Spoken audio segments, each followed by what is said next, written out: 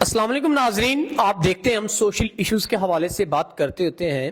آج جو بہن میرے ساتھ موجود ہے یہ اپنی پریشانی کو لے کے آئیں، کیونکہ ان کی جو ایج ہے وہ 40 سال ہو چکی ہے، لیکن کچھ عمر کی وجہ سے، کچھ غربت کی وجہ سے رشتے نہ آئے، جن کی وجہ سے ان کو پریشانیوں نے گھیرا اور یہ کافی پریشان حالت میں ہمارے پاس آئیں۔ یہ خودکشی کرنا چاہتی تھی، لیکن ان کو ہم نے سمجھایا کہ یہ کوئی کسی مسئلے کا حل نہیں ہوتا خودکشی۔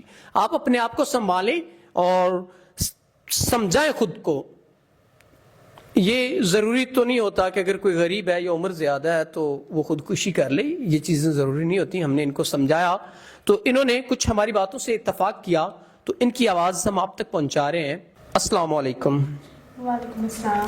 اچھا بہن، آپ مجھے یہ بتائیں، آپ اپنی زندگی سے اتنا پریشان کیوں ہیں؟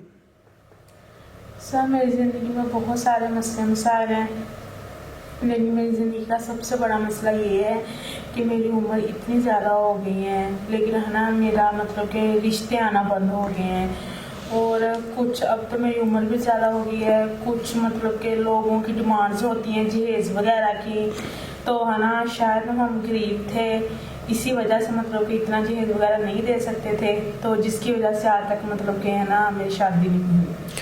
ناظرین دیکھیں، غریب کی بیٹیاں رل جاتی ہیں اس جہیز جیسی لعنت کی وجہ سے، اور یہ معاشرے میں ایک ناسور کی طرح پھیل چکا ہے۔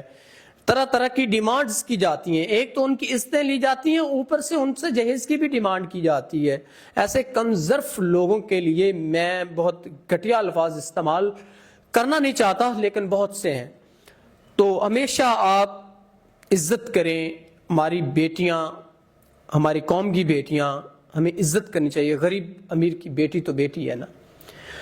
تو بہن، آپ اتنے مشکل حالات میں ایک عمر کی وجہ سے، کچھ غربت کی وجہ سے آپ کا رشتہ نہ ہوا، تو اب اگر کوئی سنسیئر پرسن جو کہ آپ کے مسئلے مسائل ہیں، جو بھی آپ پہ قرض ہیں یا جو بھی آپ کے گھر کے مسئلے مسائل ہیں، اگر کوئی شخص وہ ادا کر کے آپ سے نکاح کرنا چاہے، اس جو آپ کے مسئلے، جو پریشانی ہے، جو ڈپریشن ہے آپ کو، اگر اس کو کوئی ختم کرنا چاہے تو آپ کا کیا ارادہ ہے؟ جی سر، میں چاہتی ہوں کہ کوئی ایسا سنسیئر پرسن ہو کہ جو مطلب کہ جس کو میری عمر سے کوئی مطلب کہ نہ ہو، لیکن مجھے بھی اس کی عمر سے کوئی تعلق نہیں ہوگا کہ اس کی عمر کتنی ہے، لیکن یہ کہ کوئی عزت کرنے والا ہو کہ جو میری عزت کرے۔